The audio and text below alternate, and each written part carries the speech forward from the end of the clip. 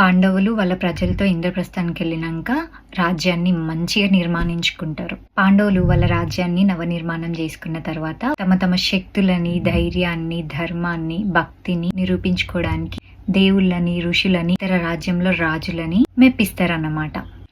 ఈ క్రమంలో అర్జునుడికి శ్రీకృష్ణుడి చెల్లి సుభద్రతో వివాహం జరుగుద్ది. సుభద్ర అర్జునుడికి రెండో భార్య. అయితే యుధిష్ఠిరుడు ఏకఛత్రాధిపతి అవుతాడు, అంటే సమస్త విశ్వంలో సమ్రాట్గా నిలుస్తాడన్నమాట. మరి పాండవులకి ఇంత మంచి జరిగినాక కౌరవులు ఊకుంటారా? ఏదో ఒక పథకం వేస్తారు కదా.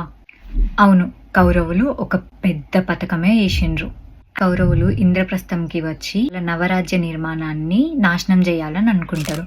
దీనికి శిక్షగా ద్రౌపది వాళ్ళ శస్త్రాలని త్యజించాలని ఆదేశిస్తుంది. ఆడవాళ్ళకి వస్త్రాలు ఎంత గౌరవమో అప్పట్లో రాజులకు శస్త్రాలు కూడా అంతే గౌరవం.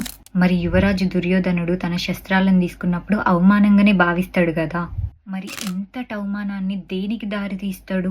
యువరాజు దుర్యోధనుడు ఇంద్రప్రస్థంలో జరిగిన అవమానానికి వాళ్ళ మామ శకునితో కలిసి ఒక పెద్ద పథకం వేస్తాడు.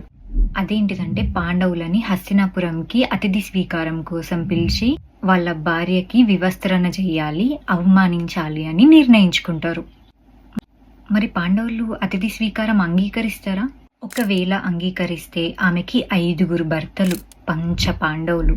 ఆమెకి వివస్త్రణ జరగనిస్తారా?